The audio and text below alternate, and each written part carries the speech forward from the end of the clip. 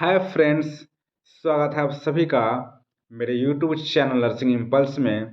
आज के इस वीडियो में हम बात करेंगे MCH यानी कि maternal and child health care. तो चलिए वीडियो को स्टार्ट करते हैं।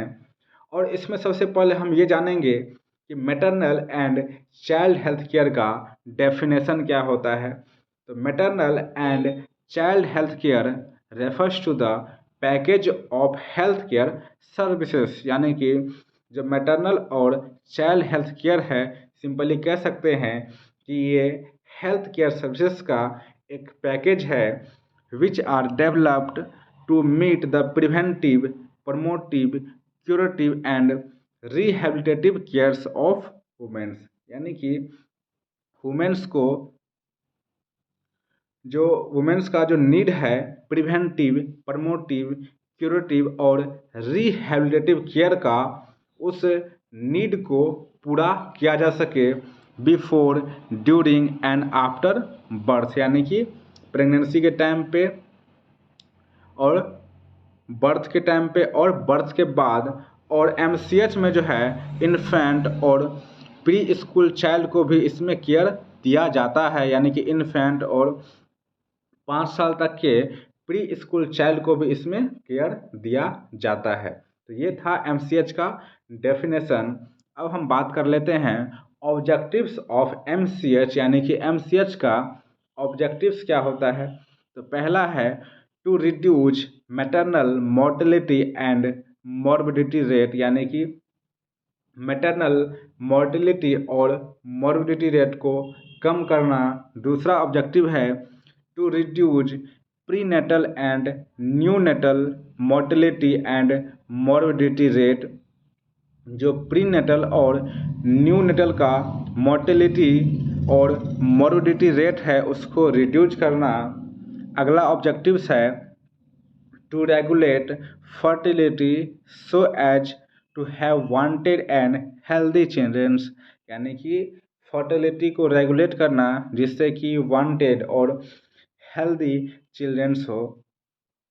अगला है provide basics maternal and child health care to all mother and childrens, यानी कि जितने भी मदर्स हैं और बच्चे हैं उन सभी को basic maternal and child health care provide करना।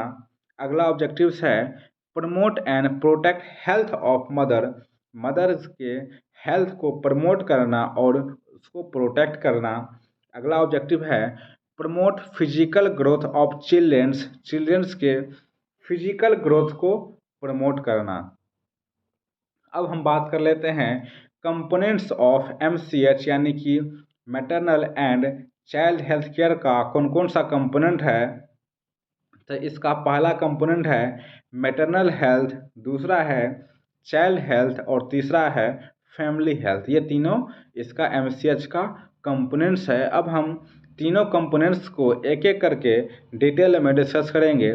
तो पहला कंपोनेंट है मैटरनल हेल्थ। तो इसमें क्या होगा, तो maternal health care includes care of women during pregnancy, child birth and after birth, यानी कि जो मैटरनल हेल्थ केयर है इसमें वुमेन का जो केयर है वो प्रेगनेंसी के टाइम पे, चाइल्ड बर्थ के टाइम पे और बर्थ के बाद भी किया जाता है।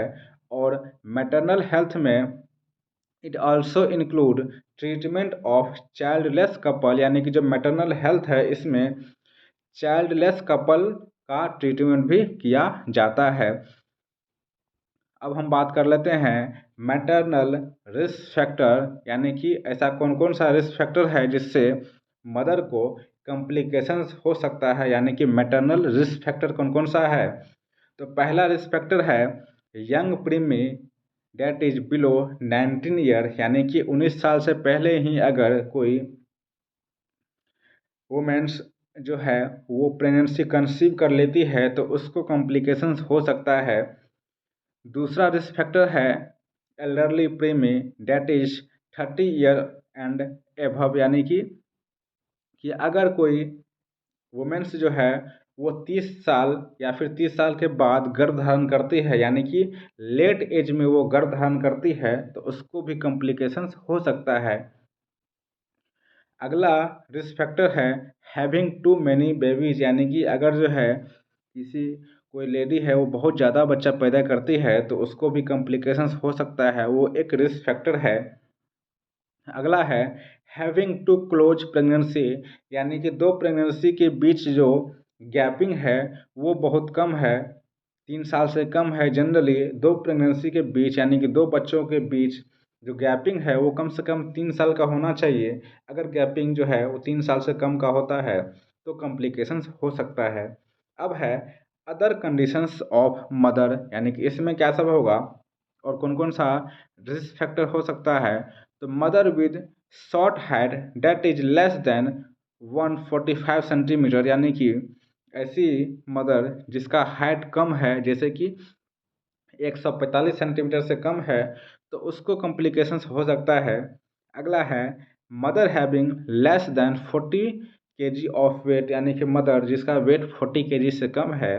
अगला mother having more than 70 kg of weight, यानी कि मदर जिसका वेट 70 केजी से ज़्यादा है उसको भी कॉम्प्लिकेशंस हो सकता है।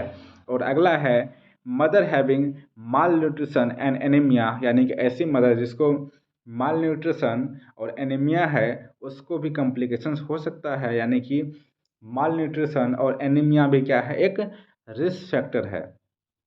और अगला क्या है तो एसोसिएटेड मेडिकल कंडीशन, यानी कि इससे और कौन कौन सा मेडिकल कंडीशन जुड़ा हुआ है, यानी कि कौन कौन से मेडिकल कंडीशन के वजह से मदर्स में कॉम्प्लिकेशंस हो सकता है।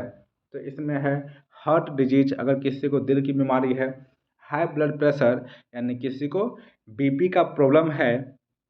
अगला है किडनी डिजीज, ट्यूबरकुलोसिस, डायबिटीज और क्या है हिपैटिक डिसऑर्डर। अगर किसी को ये सभी समस्याएं हैं, ये सभी मेडिकल कंडीशन है तो इससे भी उसको कॉम्प्लिकेशंस हो सकता है। अब हम बात करते हैं components of maternal health care, यानी कि मैटरनल हेल्थ केयर का कौन कौन सा कंपोनेंट है। इसमें पहला है एंटीनेटल केयर, यानी कि इसमें मदर को वुमेन्स को प्रेगनेंसी के टाइम केयर दिया जाता है। दूसरा है नेटल केयर, यानी कि चाइल्ड बर्थ के टाइम पे केयर दिया जाता है। अगला है पोस्ट नेटल केयर, यानी कि इसमें बर्थ के बाद जो केयर दिया जाता है वो किस में आएगा, पोस्ट नेटल केयर में आएगा। जैसे कि अभी हम बात किए कि एमसीएच का 3 कंपोनेंट्स होता है। पहला क्या था, मैटरनल हेल्थ केयर, और दूसरा कंपोनेंट क्या था, चाइल्ड हेल्थ केयर। तो मैटरनल हेल्थ केयर को हम डिस्कस कर चुके हैं। अब हम बात क्या करेंगे, किसको डिस्कस करेंगे, तो चाइल्ड हेल्थ केयर को। तो child health care refers to care of childrens from conception to birth till the age of 5 year, यानी कि चाइल्ड हेल्थ केयर में चिल्ड्रेंस का जो केयर है वो कंसेप्शन से लेकर के टिल यानी कॉन्सेप्शन टू टिल बर्थ, यानी कि कॉन्सेप्शन से लेकर के बर्थ तक यानी कि जन्म लेने तक उसका केयर किया जाता है।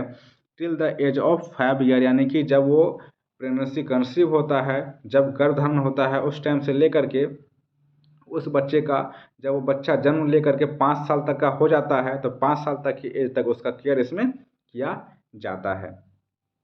अब है चाइल्ड हेल्थ केयर का क्या क्या ऑब्जेक्टिव है। तो चाइल्ड हेल्थ केयर का पहला ऑब्जेक्टिव है to provide adequate care and proper nutrition, adequate care और प्रॉपर न्यूट्रिशन प्रोवाइड करना।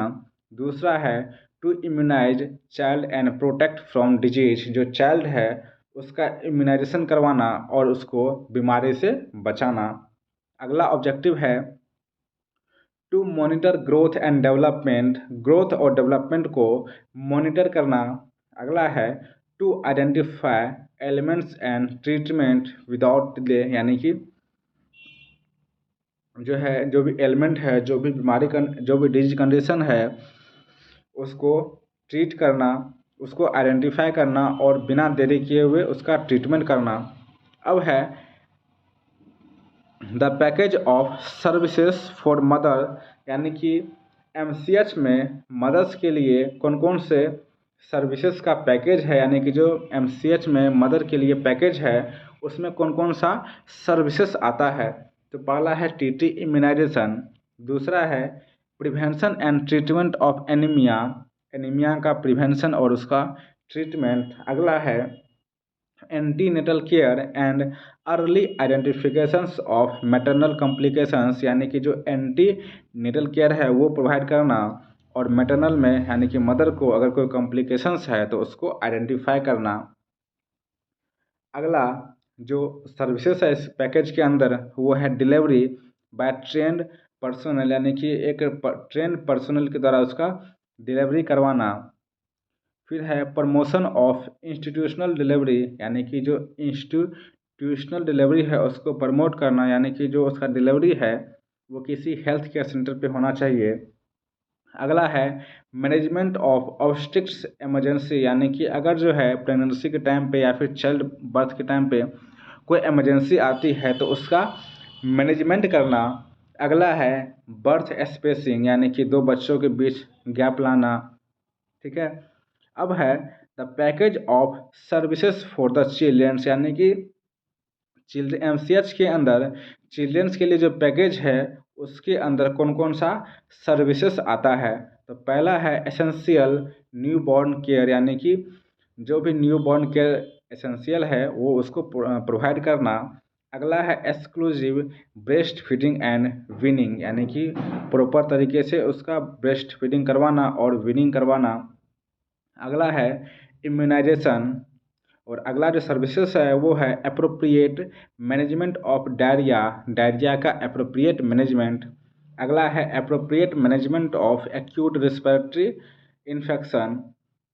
अगला है ट्रीटमेंट ऑफ एनीमिया, अगर चिल्ड्रंस को एनीमिया है तो ये भी वहीं पे ट्रीटमेंट होगा, यानी कि एमसीएच में है इसका भी ट्रीटमेंट होगा।